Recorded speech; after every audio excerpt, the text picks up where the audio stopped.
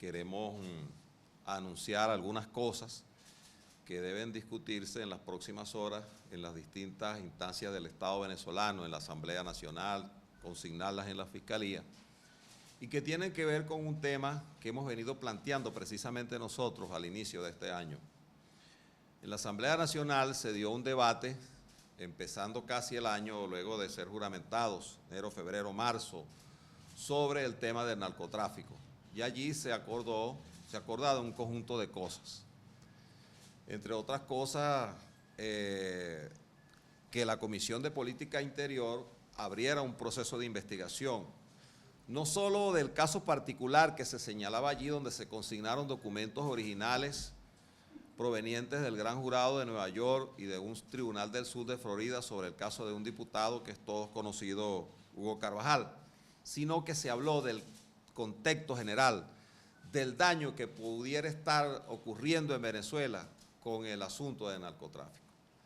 Según el último informe de la ONU, presentado por nosotros en ese debate este año, lo que pasa es que han pasado tantas cosas que pareciera que fue hace mucho tiempo, por Venezuela estarían transitando cerca de 400 toneladas al año de droga, eso lo dice la ONU. Y nosotros pensamos que a raíz de ese debate, pues las cosas en Venezuela cambiarían. Además porque hasta ahora Venezuela no es un país productor de droga, así lo determinan todas las investigaciones, sino un país de tránsito de droga.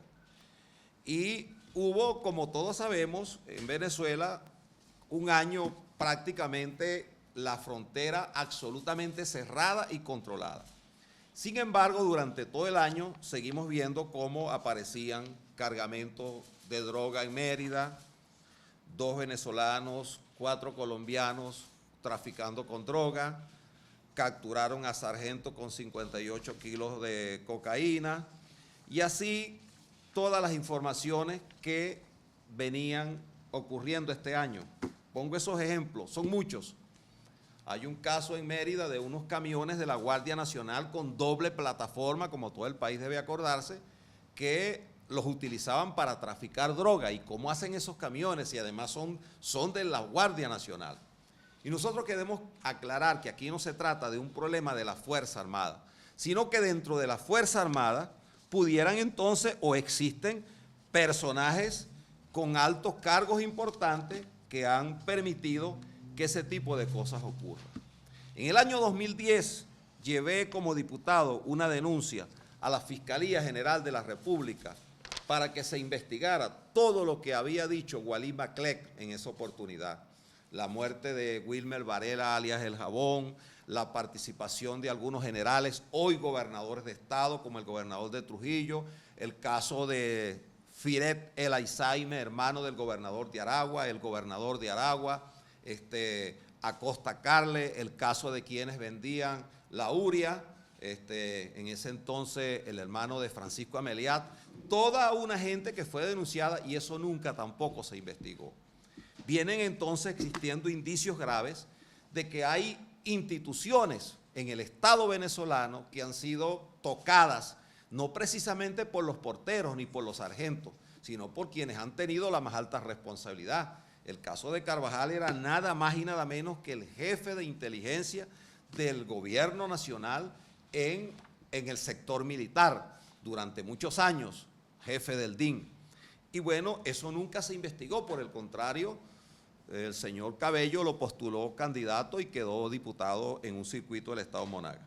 Entonces nosotros, ya esto nos preocupa porque Venezuela incluso no es la primera vez, como aparece en el juicio, que ya nos vamos a referir, de los sobrinos del presidente y de su esposa, donde usan el hangar militar presidencial, ¿no? Una cosa muy grave porque allí está además la casa militar, sino que ya había un caso muy sonado de 1.300 kilos de cocaína que salieron en un avión desde Maiquetía. Nunca se supo por dónde salieron, si salieron por el avión, por el aeropuerto legal, por donde sale todo el mundo, que ustedes saben que cuando uno va a viajar lo pasan por muchos sitios, se quita la correa, los zapatos, el reloj, todo. O sea que ahí no es fácil que alguien vaya a traficar ni siquiera con un corta uña si no es vigilado por quienes están al frente de eso. Y bueno, en esa oportunidad, eso tampoco se hizo una investigación. Hay que sí decir que la fiscal general de la República logró meter preso unas 30 personas, pero los verdaderos capos no terminaron nunca de caer porque uno de ellos terminó entregándose fuera de Venezuela, en Francia. Vienen entonces ocurriendo todas esas cosas y hay todos esos tentáculos del Estado. Y aparece que el día 15 de noviembre, hoy hace un mes, un año y 5 días, perdón, apresaron a los señores Efraín Antonio Campos Flores y Frankie Francisco Flores de Freitas, sobrinos del presidente y de la primera dama, sobrina de político y sobrino de sangre. Allí ellos estaban haciendo contactos con un supuesto narcotraficante de nombre José Santos Peña. Este José Santos Peña era un hombre que sí, efectivamente, en Honduras, El Salvador, había participado en el tema del narcotráfico, estaba bajo el control de la DEA y lo usaron como señuelo para captar, para enganchar a estos muchachos que después en el juicio el juez demuestra que no eran inocentes e incautos como se dice, sino que ya tenían una trayectoria. Incluso el señor de Freitas se hacía llamar Don Ramón, era su seudónimo, se puso el apellido de un personaje del Chavo, ¿no? Y toda una estructura que tenían montada, incluso compraron, lo dice en el juicio, que compraron armas largas a proveedores en Venezuela, entre ellas ametralladoras Uzi. Todo eso está allí, cuando uno revisa todo lo que hasta ahora se conoce de estos jóvenes que lamentablemente, desgraciadamente, porque uno no puede alegrarse por eso, de verdad, yo soy padre de familia, tengo hijos, tengo sobrinos y lamento que eso haya ocurrido. Y creo que el presidente de la República ha actuado con una altísima irresponsabilidad como jefe del Estado, casi que convirtiéndose en cómplice de esta situación, porque él debió desde el primer día, como puede ocurrirnos a cualquiera de nosotros, Dios nos proteja, que un familiar caiga en esto, y yo, por ejemplo, lo primero que diría es que se abra una investigación, que se determinen las responsabilidades y que cada quien asuma su responsabilidad. Eso no se hizo, sino que se mantuvo un mutis, un silencio, durante todo el tiempo hasta el día 20, que fue, como dice la Biblia, el juicio final, para la declaración de culpabilidad de estos dos jóvenes de 30 a 31 años que lamentablemente incurrieron en eso.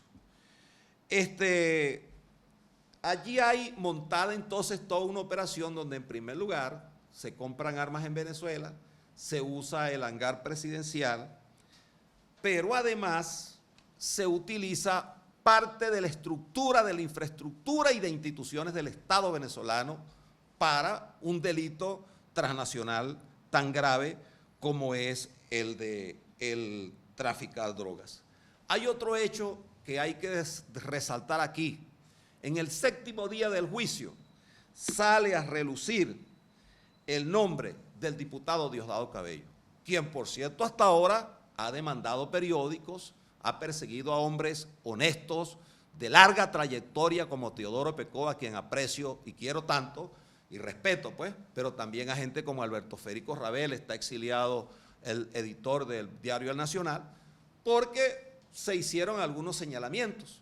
Y si él es diputado de la Asamblea Nacional debe abrir una investigación para ver por qué ese 7º día del juicio, cuando estos señores están declarando, aparece el nombre de él, dicen ellos que él es el hombre fuerte de Venezuela, que está señalado, según ellos, como jefe de uno de los carteles y que además él estaría controlando aquí la Fuerza Armada. Cosa que yo no creo, porque yo creo que la Fuerza Armada, como Fuerza Armada, es una fuerza decente. Que hayan individuos o individualidades allí que puedan asumir una conducta absolutamente equivocada, errada, es otra. Pero eso tiene que ser investigado porque fue tratado en un juicio donde hay 2 personas que están condenadas, que están juzgadas y que fueron señaladas y sancionadas por un delito tan grave, transnacional,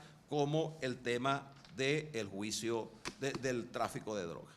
otro detalle importante en ese juicio que nos importa a los venezolanos, porque no es que eso ocurrió allá y ya, bueno, ya ellos lo juzgaron, son las cosas que están ocurriendo en el país, porque hice una síntesis de lo que viene pasando en los años, desde el año 2007, 2009, 2010, de la gente, el caso del general Reverol, que también fue denunciado por Walid Maclet. Nunca se ha investigado eso aquí en Venezuela y eso tiene que ser investigado, y creo que llegó la hora que en primer lugar la Asamblea Nacional de manera seria, responsable, debata de cara al país, que debatamos este tema en la sociedad venezolana, en las universidades, en las instituciones públicas y privadas de este país, en la sociedad, para que nosotros veamos cómo atajamos si estamos a tiempo. Allí está el caso de Colombia. ¿En qué paró Colombia en los tiempos de Pablo Escobar Gaviria? ¿Cuántos muertos tuvo que ocurrir? ¿Cuánto terrorismo pasó en ese país? Incluso Pablo Escobar llegó hasta ser diputado del Congreso colombiano, el jefe del más poderoso de los carteles que hubo en Colombia en ese tiempo. ¿Qué está pasando hoy en México?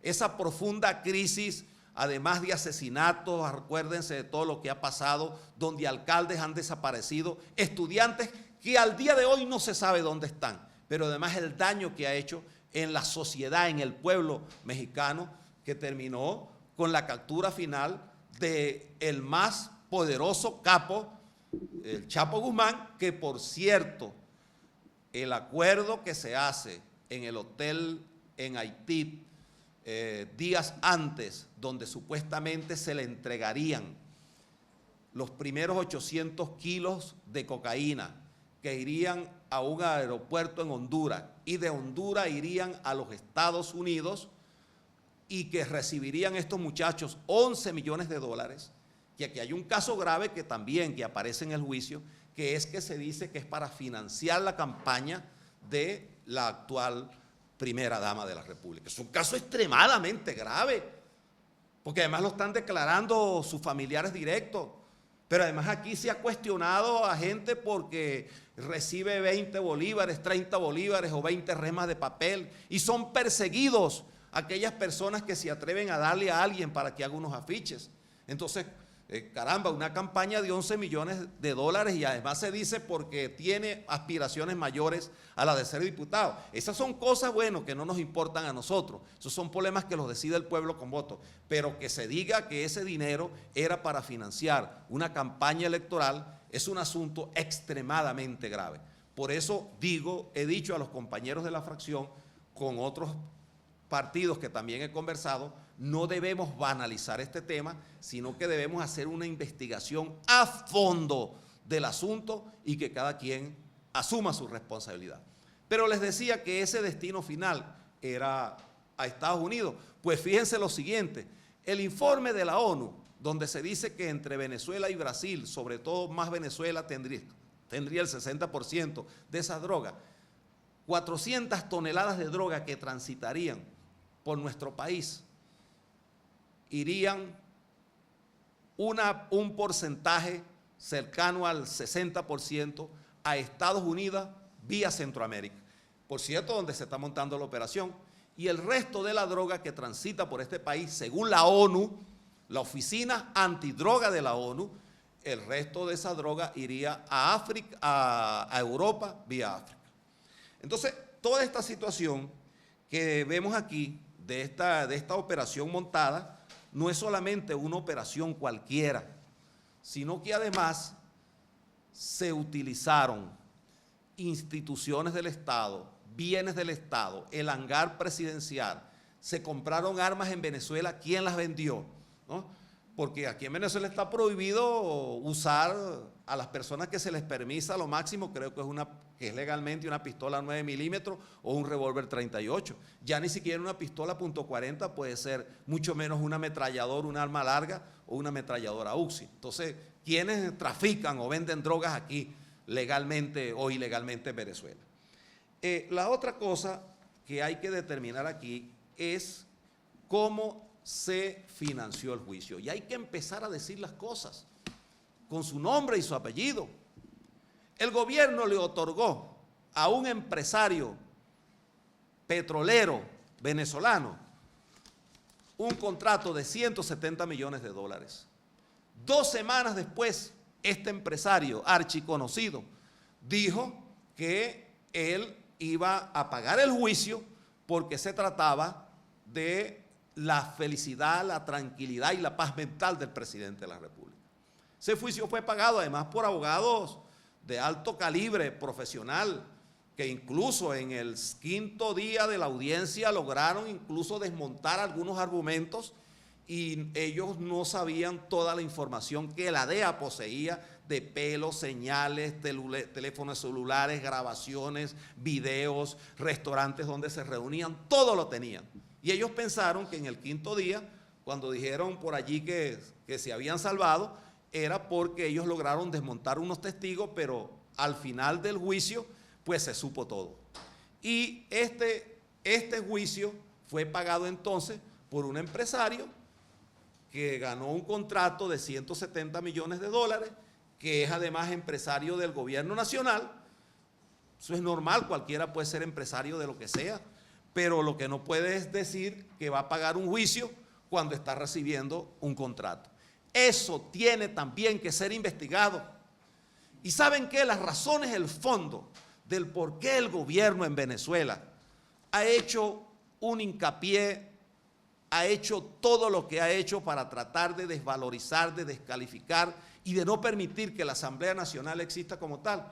Bueno, es sencillo, es porque estas cosas tienen que ser investigadas por la Asamblea, como se debió investigar los temas de la importación de alimentos con el señor Osorio, que terminó demandando a unos diputados, como es el caso de Rafael Ramírez, que se llevaron un conjunto de denuncias y él va a un programa de televisión simplemente a desmentirlo, pero dice que no va a la Asamblea Nacional porque no tiene garantizada su seguridad. No, señor Ramírez, yo le juro, me comprometo en nombre de toda la bancada de la unidad, que usted puede ir a la Asamblea Nacional y que precisamente nosotros no somos los violentos. Y allí usted puede descargar, todavía está a tiempo, todo lo que ha hecho. Pero ese no es el caso que estamos tratando. Estamos tratando un caso. Incluso hay empresarios de PDVSA ligados, condenados también en los Estados Unidos al narcotráfico, como el caso de Roberto Rincón, quien además se le descomisaron todos sus bienes, una de las quintas más lujosas en Houston.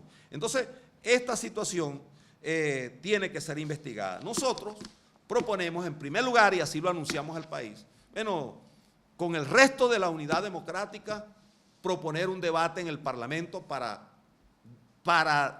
ver hasta el fondo, no el tema de los sobrinos, él solamente, ¿no?